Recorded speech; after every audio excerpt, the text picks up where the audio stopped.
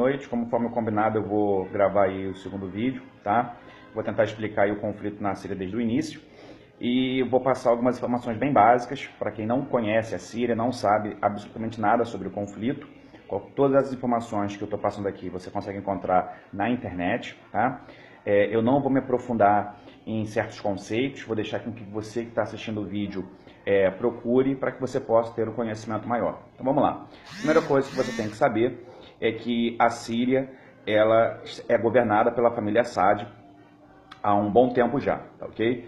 A Síria não é uma democracia, é uma ditadura. Ditadura essa ligada à família do Assad. Antes dele, quem governou a Síria foi o pai dele. A Síria, diferente do Irã, que é um tema de um outro vídeo, ela não tem uma homogeneidade étnica, nem religiosa. Você tem aluítas, que é um ramo do xiismo, você tem sunitas, você tem cristãos maronitas e você tem drusos, tá? E você tem os curdos, que aí sim é uma etnia diferente de todos esses outros grupos que são da etnia semítica, ou seja, árabe, beleza? Show! Sempre houve, desde a época do pai do Assad, e aí a gente teria que voltar para explicar o conceito sírio dentro do período da Guerra Fria, mas que não vou falar nesse momento. Houve uma certa paz essa feita através da força, tá? E a partir da Primavera Árabe, e aí você pode pesquisar sobre a Primavera Árabe, grupos contrários ao regime de Assad começaram a querer democracia estilo ocidental. O Assad, obviamente, foi contra, ele começou a pressionar e de um certo modo reprimir esses movimentos por democracia, tá? E aí dentro da Primavera Árabe a gente tem que entender o seguinte: uma das melhores formas que os países imperialistas, e a Rússia, China e Estados Unidos, mas principalmente os Estados Unidos têm, de você desestabilizar um regime é apoiando os grupos opositores desse regime. Então, a Primavera Árabe começa no Egito, ela se espalha por todo o Oriente Médio, países majoritariamente islâmicos, e no caso da Síria, o governo dos Estados Unidos, através da CIA, começa a financiar esses grupos de oposição. Ok. E aí você começa a ter uma oposição mais forte, uma oposição que começa de modo mais ferrenho e contra a ditadura do Assad. Paralelo a isso, tá, você tem a situação do Iraque, que faz fronteira com a Síria. O Iraque era governado por Saddam Hussein, teve a primeira guerra do Golfo, em 91, e depois, a partir de 2003, você tem a segunda invasão do Iraque. O ISIS nasce no Iraque, ele não nasce na Síria. Como é que surgiu o ISIS? Os Estados Unidos invadiram o Iraque, tiraram Saddam Hussein, que mantinha também o controle através da força, e tiveram a brilhante ideia, como sempre, de botar nas mesmas prisões, seja em Basra ou em outras prisões iraquianas, membros do governo de Saddam Hussein, ou seja, generais, coronéis, pessoas militares, junto com radicais islâmicos. E aí, vamos falar rapidamente aí desses radicais islâmicos, tá? Eu não vou entrar no mérito se o Islã, como uma religião, ela é radical, mas o que temos que saber é o seguinte: o radicalismo islâmico sunita, tá? Al-Qaeda e depois agora o ISIS, eles são financiados pela Arábia Saudita, que seguem uma corrente ultra-ortodoxa do Islã chamada o Wahhabismo. E aí você procura aí na internet mais sobre o Wahhabismo, ok? E aí o ISIS ele vai surgir nas prisões iraquianas quando esses membros do governo de Saddam Hussein dão toda a logística e a estrutura de poder governamental, estilo de um partido político, como era o caso do Fatah, que era o partido de Saddam Hussein, e são influenciados também por esses radicais islâmicos. Os Estados Unidos, então, ficam num atolheiro no Iraque, tá? O Iraque, ao contrário da Síria, mas também ao mesmo tempo muito parecido nesse aspecto, tinha três grandes facções: os xiitas no sul, apoiados pelo Irã, você tinha os curdos no norte, que sempre foram inimigos de Saddam Hussein e fazem fronteira ali no norte do Iraque com a Síria, com os curdos da Síria. E aí vamos falar depois que esses curdos são odiados pela Turquia por causa da questão do Kurdistão. E você tem no centro os sunitas, tá? Ok, vamos lá então. Quando o ISIS surge no Iraque, ele começa sendo financiado aí pela Arábia Saudita, ele consegue dominar uma parte do Iraque, criando então o Estado Islâmico, o Califado Islâmico, e aproveitando-se do caos instaurado na Síria, primeiramente financiado pelos Estados Unidos, para derrubar o Assad. E no caso dos rebeldes sírios, nós temos que pensar aí que que você tem desde pessoas mais moderadas, né, que querem uma democracia, estilo Ocidente, até realmente grupos radicais que querem implantar um califado ali da Sharia. Dito isso, os membros do Estado Islâmico começaram a cruzar a fronteira com a Síria e aí começou a desestabilizar muito mais o governo de Assad. A gente tem que entender também que, pelo fato do Assad ser um alauíta, ou seja, uma corrente minoritária do xiismo, o único aliado sírio no Oriente Médio é o Irã.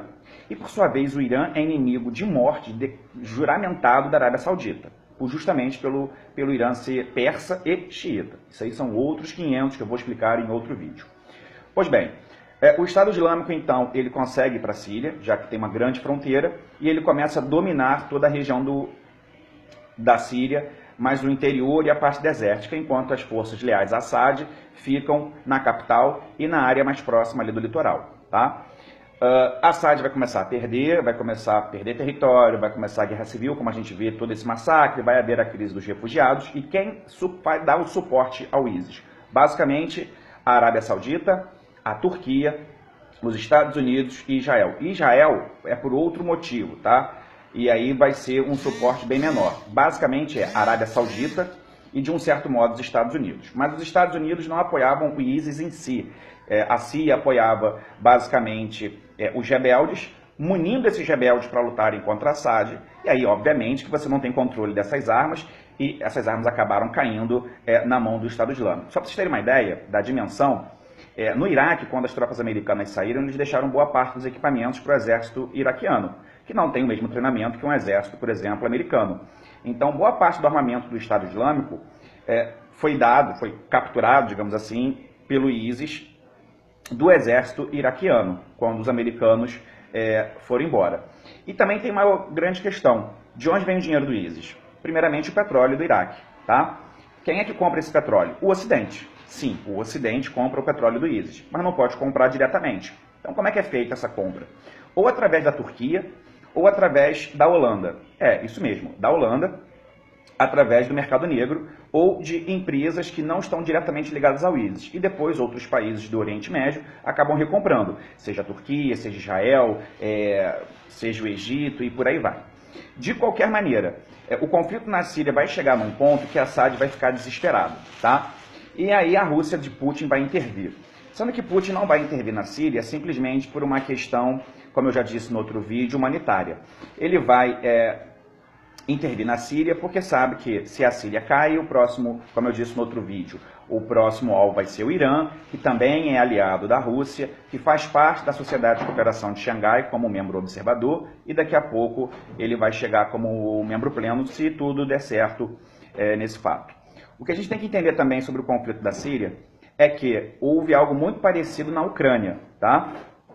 O grupo chamado Maidan, o grupo que fizeram as revoltas contra o governo eleito da Ucrânia, que, por questões de princípios e culturais, se aliou à Rússia, também foi apoiado pela CIA para justamente desestabilizar a Ucrânia. A diferença é que no caso da Ucrânia fica na fronteira com a Rússia então fez a mesma coisa que os Estados Unidos, começou a financiar os rebeldes do oeste da Ucrânia, mais ali da região da Crimeia, Donbass, que são o que nós chamamos de russos étnicos, tá? Já que tem uma grande população russa ali.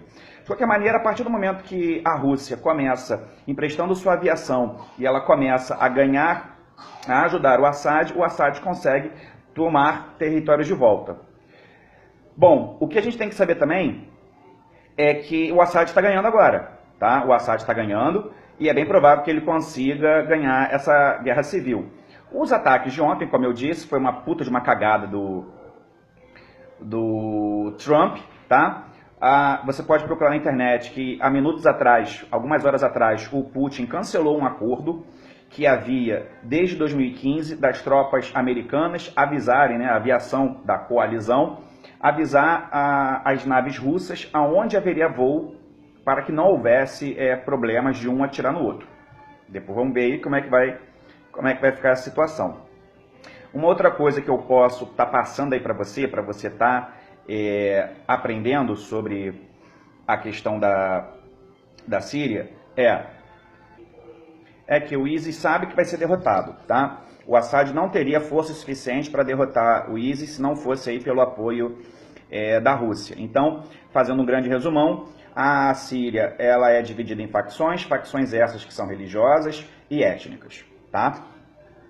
É bem provável que agora, nos próximos dias, a gente tenha uma escalada aí das tensões, mas fica tranquilo, não vai ter Terceira Guerra Mundial, nem a Rússia, nem os Estados Unidos são estúpidos para fazer isso, porque sabem que o mundo acaba, mas uma coisa muito interessante de saber é o seguinte, quando a aviação russa foi para a Síria usando a base de Tartus, que é uma base russa, desde a época da União Soviética, a Rússia mandou agora para a Síria, já tem alguns bons meses, o sistema S-400. É considerado o melhor sistema antimísseis do mundo. De tal forma que isso já impede, tá? Principalmente depois do problema que teve com o avião abatido, entre aspas, por engano, da Turquia. O avião russo foi abatido pela Turquia. Não tem como os Estados Unidos, nem Israel, nem a Arábia Saudita atacar uma base russa sem provocar o bichão. Por quê? Porque esse sistema S-400 é capaz de detectar o míssil e abatê-lo no ar, tá ok?